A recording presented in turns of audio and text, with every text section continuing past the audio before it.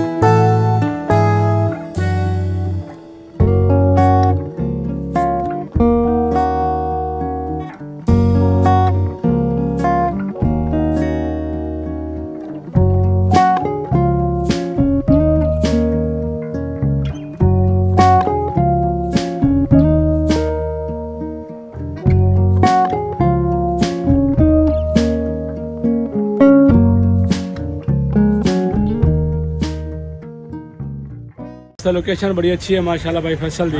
बड़ी अच्छी नाल नाल नहर भी है और रोड भी है और दरख्त माशाल्लाह बड़े ज़बरदस्त हैं और नहर के नाल इसका घर है। और इतने जितने भी बाजियां लगती हैं ना उड़ाई वाले कबूतर उड़ते हैं वो सारे माशाल्लाह इसको ला के बह जाते हैं। और जितने भी कबूतर हैं इसने माशाल्लाह सारे खुद ही फदे हुए हैं, इसने कोई भी परचेज नहीं किया। और जिस दोस्त को चाहिए वो भाई फैसल रब्ता कर सकता है, नंबर स्क्रीन पर शो करा दी सन तो भाई फैसल रब्ता कर उसे खरीद सकते हो। तो सारी वीडियो पसंद आ रही है उसमें लाइक भी करो और शेयर भी करो। और दोस्त जो नवे आ रहे हैं वो सब्सक्राइब लाजमी करें ताकि साड़ी हर आने वाली नवी वीडियो तुहाडे तक आसानी नाल पहुँच सके। शुक्रिया।